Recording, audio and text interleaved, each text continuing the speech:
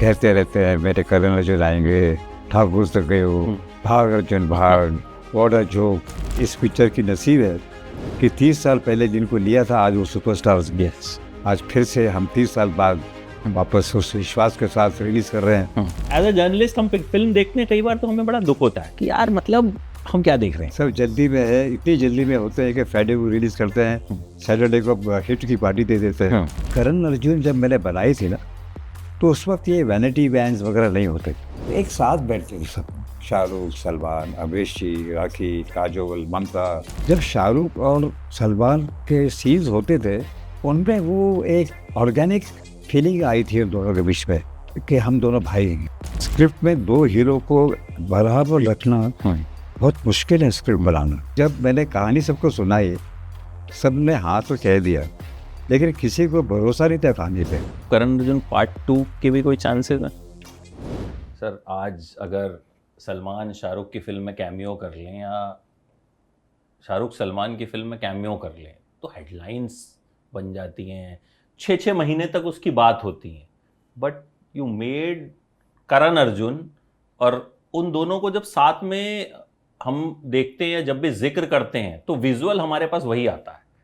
तो सबसे पहला क्वेश्चन, और कॉन्ग्रेचुलेशंस कि this is releasing again and it's a pleasure and honour for us also as journalist and as viewers कि हमें फिर से करण अर्जुन देखने को मिलेगी। तो थैंक यू सो मच कि आपने इसको री रिलीज करने का फैसला किया।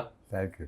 सो बट करण अर्जुन पे बात होती है तो सर पता इतनी सारी बातें, इतने सारे मुझे लगता है किस्से होंगे, बट सर ये आइडिया आया कैसे था कि इन दोनों को लेते हैं और नाम रखते हैं करण अर्जुन? उस वक्त तो उभरते हुए एक्टर थे, आज बहुत बड़े सुपरस्टार थे। बट ये इस पिक्चर की नसीब है कि 30 साल पहले जिनको लिया था आज वो सुपरस्टार्स हैं।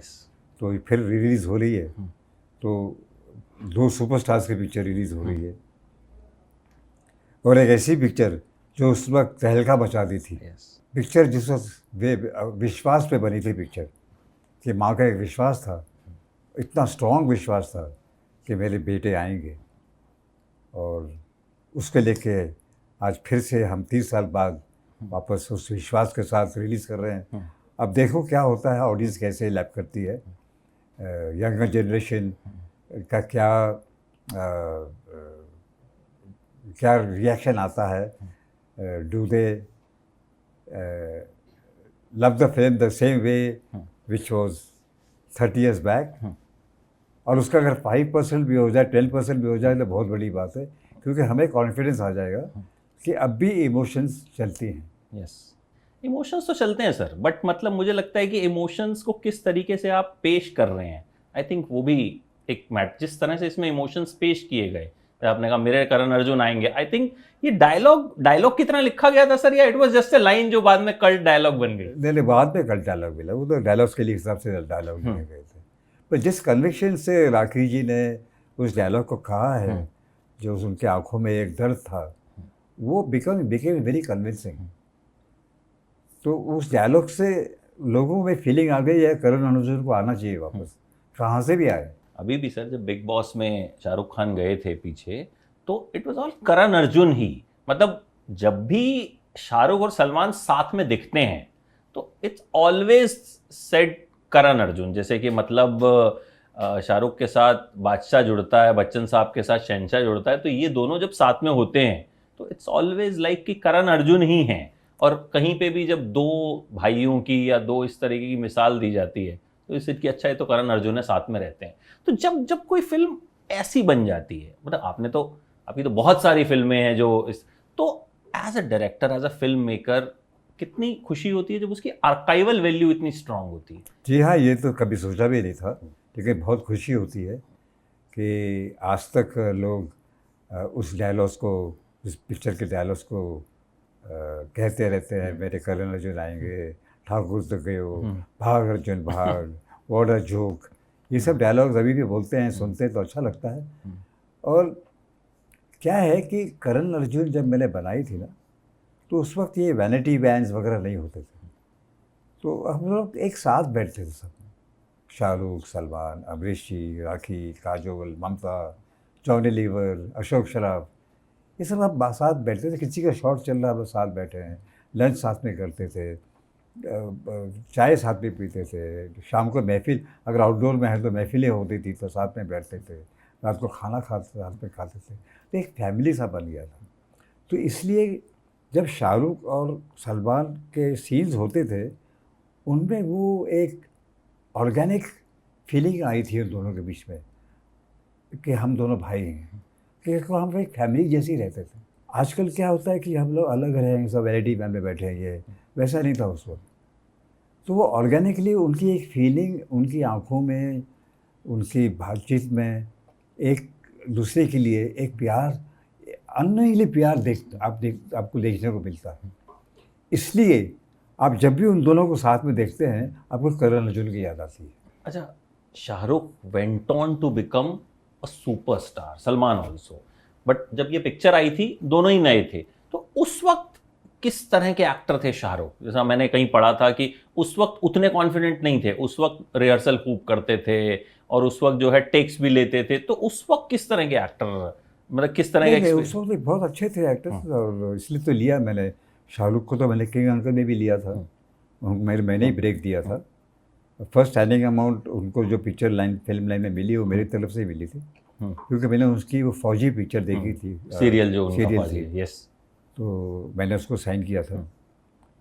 और सलमान की मैंने प्यार किया देखी थी, और उसके स्टिल्स वगैरह मैं देखता था सलमान के। एंड फैमिली फ्रेंड्स थे, सलीम जी के पास जाता था मैं सीखने के लिए, उनसे बातचीत करने के लिए, तो काफ़ी मुलाकात होती थी।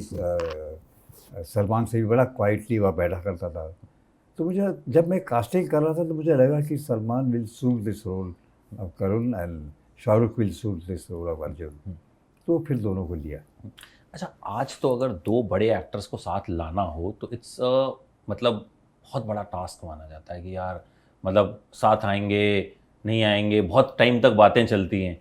उस वक्त दोनों कंफर्टेबली आ गए थे आपके कहने पे कि भाई मतलब साथ में एक पिक्चर करनी है, कुछ वैसा जैसा आज है दौर वैसा नहीं था? नहीं, ऐसा नहीं, आज भी आएंगे अगर आपके पास अच्छी स्क्रिप्ट हो और इक्वल रोल हो दोनों का, आप किसी भी एक्टर के पास जाइए, वो करने को तैयार है।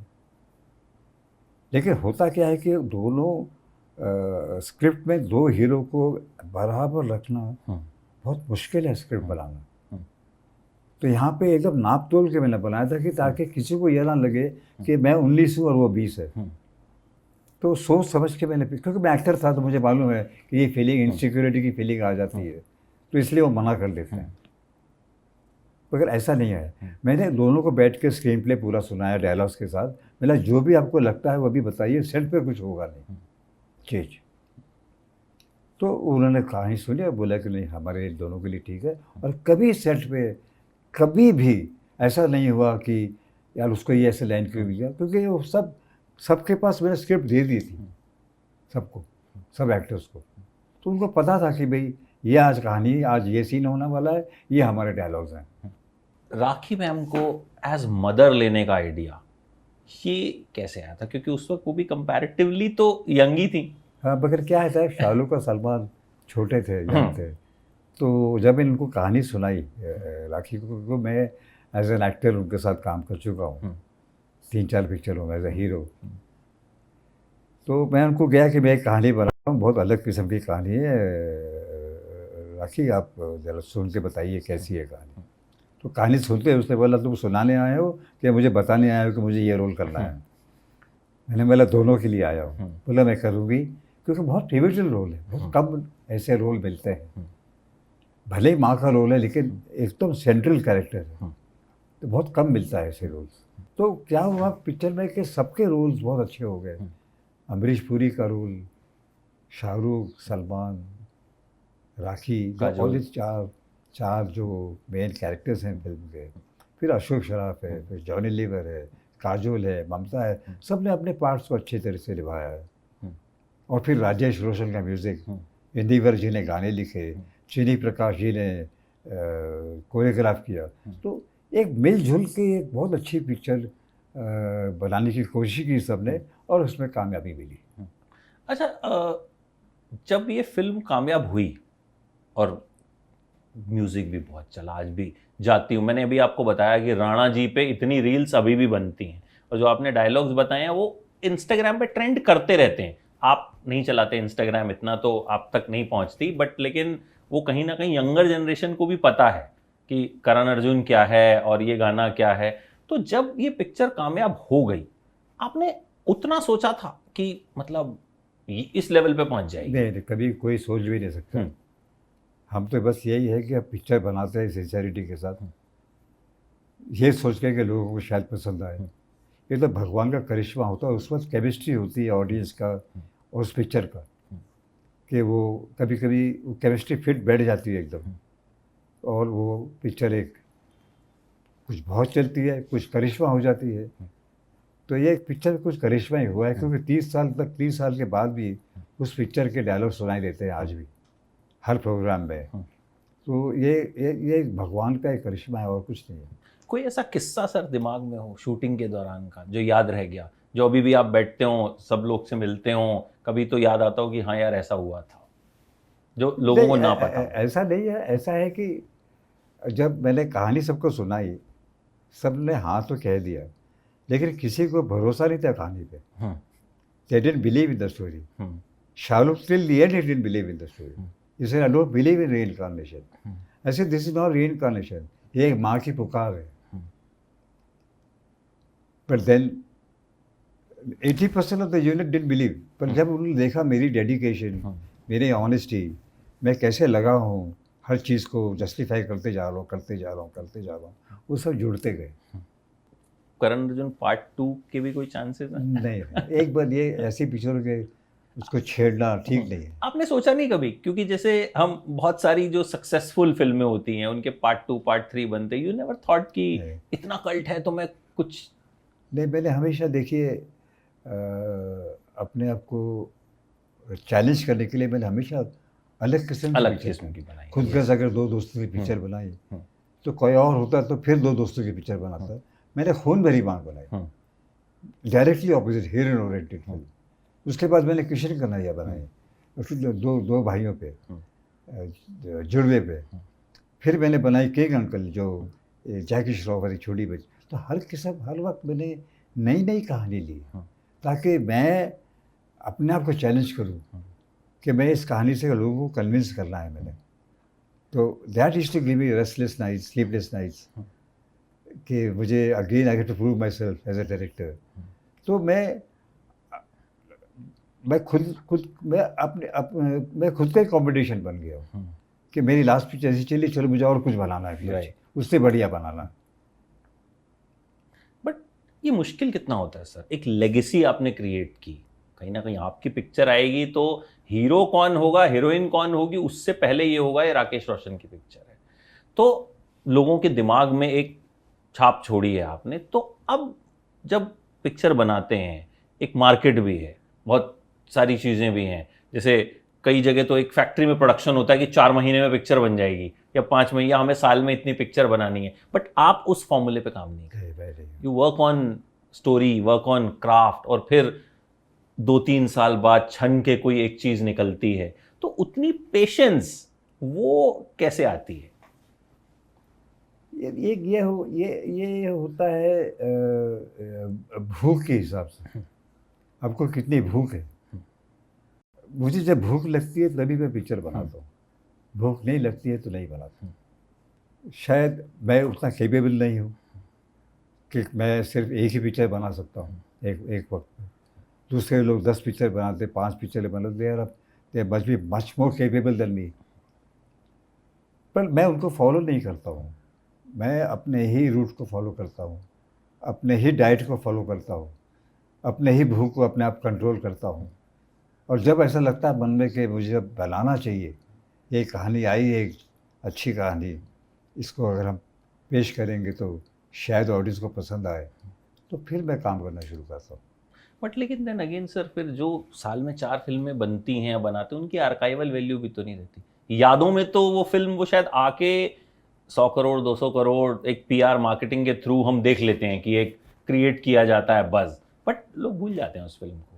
They don't become a Karan Arjun, और दे डोंट बिकम अ कोई मिल गया, या दे डोंट बिकम अ कहो ना प्यार है। मतलब आज भी मुझे लगता है कि जहाँ भी जाते हैं तो वो जो स्टेप है वो ऐसा स्टेप है कि मतलब इट्स अ आइकॉनिक स्टेप, जिसके मीम्स होंगे, जिसकी क्या कहूँ कि मतलब बहुत तरह की उसकी एक मिमिक्री भी की जाती है, बट वो चीज़ क्रिएट करना जो है पर वो चीज़ क्रिएट करने के लिए पेशेंस की ज़रूरत होती है।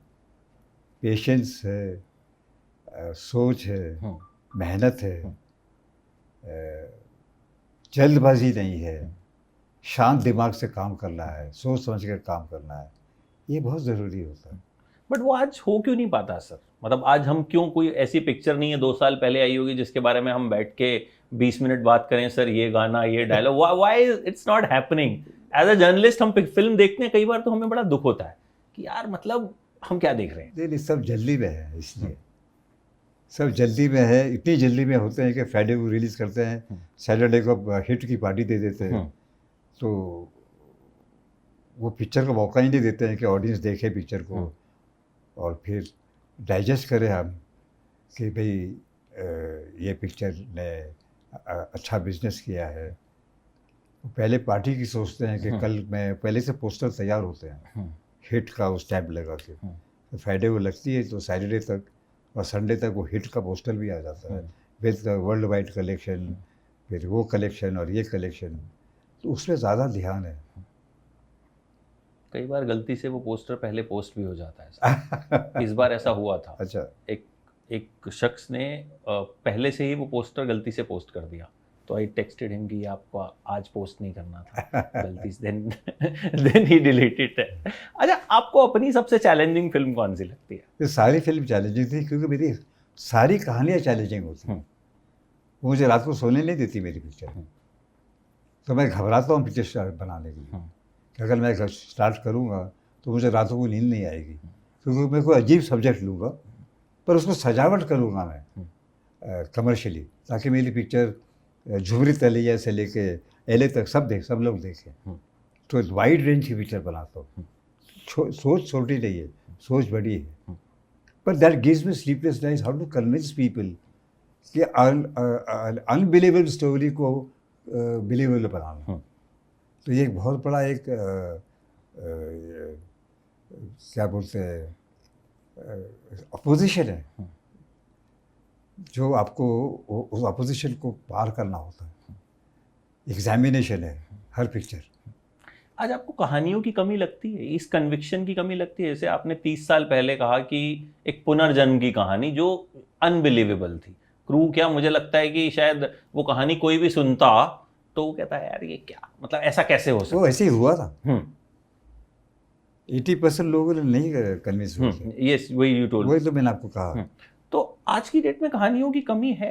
नहीं, पर आज भी जब मैंने कहो ना प्यारे बनाई तो लोगों ने कहा कि यार उसको एंड में 2 भाई बना दो। मैंने मुझे नहीं बनाना है। दुनिया में कोई होगा कोई ऐसा आदमी जो इसकी शक्ल का होगा, और कन्विंस हो गए लोग। फिर कोई मिल गया बनाई। अरे यार वो कहाँ से जादू आएगा नीचे और पावर देगा, ये सब क्या फॉल्स चीज़ है। फिर मैंने बनाई। फिर किसने कहा कि यार इंडिया में तो सारे ही सुपर हीरो हैं, तुम कहाँ काले ड्रेस पहन के उसको उड़ाओगे और वो फाइट करेगा। मैं बोला नहीं, उसको मैं पेश उस तरह करूँ। तो ये सब तभी होता है जब आप पेशेंस हो आप में, आप सोचते हैं कि नहीं ये ठीक लगेगा कि नहीं लगेगा, ये ऑडियंस को डाइजेस्ट होगा कि नहीं होगा। तो ये सोच समझ के काम करते हैं, और दूसरी बात है भगवान साथ देता है। अच्छा, आपके लिए सबसे बड़ा वैलिडेशन कहाँ से ज़रूरी होता है? आपने जैसे कोई चीज़ सोची, आप किससे डिस्कस करते हैं या खुद ही आप सोचते हैं कि नहीं, वैलिडेशन मिलता है जब बॉक्स ऑफिस के फिगर्स आते हैं, जो रियल फिगर्स आते हैं, दैट वैलिडेट्स कि आपकी फिल्म को ऑडियंस ने पसंद किया है। So that is the biggest validation. नहीं, आइडिया लेवल पे, मतलब लेट्स सपोज आपने जब कोई मिल गया बनाई होगी तो जादू, मतलब हम अगर सुनते तो लगता कि ये it is not possible, but you made it. तो वहाँ पे जब आप शुरू करते हैं उसको, तो वो जो एक होता है कि कन्विक्शन, आप कन्विंस हैं तो आपको फिर किसी और से वैलिडेशन की ज़रूरत नहीं होती? नहीं, कोई नहीं। मैं सिर्फ ऋतिक से बात करता हूँ और देखता हूँ उसका रिएक्शन। और वो जब कहता है कि पापा दिस इज टेरिफिक, उसको पता है कि अगर मैं उसको एक कहानी सुना रहा हूँ जो अनबिलीवेबल है, बहुत मुश्किल है, लेकिन उसको मालूम है कि मेरे फादर बना देंगे। और मुझे मालूम है कि ऋतिक को लूँगा इस पिक्चर में, वो काम करेगा वैसे, क्योंकि हम दोनों की अंडरस्टैंडिंग बहुत अच्छी है। और राजेश रोशन भी जहाँ म्यूज़िक में काम है, तो हमारी फैमिली, देखिए पिक्चर में 4-5 पिलर्स होते हैं, एक प्रोड्यूसर, डायरेक्टर, हीरो, हीरोइन और म्यूजिक डायरेक्टर। तो 4 पिलर तो हमारे घर पे ही हैं। एक खाली हीरोइन नहीं है। हीरोइन तो हम लोग फिर सब मिलके काम करते हैं, कहानी सोचते हैं, सुनते हैं, एक डिस्कशन होती है। And when they all agree with me, then I go head, then मुझे फिर और किसी की बातें सुनने की ज़रूरत नहीं है। Great and thank you so much sir. आपके इसी कन्विक्शन ने इंडियन सिनेमा को बहुत कुछ दिया है, एंड मतलब you have created such a legacy, जो कि मतलब आई थिंक जब तक सिनेमा रहेगा, ये फिल्में रहेंगी, इनकी बात रहेगी, एंड इट्स एन ऑनर आपके साथ बैठ के बात करना। God is been kind, and I hope once again 22 नवंबर से जब ये फिल्म आएगी तो विल सी जो हमने एक मैडनेस देखी हुई है। मतलब आई हैव बीन तो अ 90s किड, तो आई नो इस फिल्म का इफेक्ट, इसका इम्पैक्ट, तो आई थिंक आज की जनरेशन भी देखेगी। And hopefully, and we are waiting next, आपकी कौन सी फिल्म हमें देखने को मिलेगी? बस अभी अनाउंस करेंगे जल्दी। We are waiting for that, and I am sure कि वो भी कुछ नया और चैलेंजिंग सब्जेक्ट होगा बाकियों की तरह। Thank you so much sir, it was an honour. Thank you sir.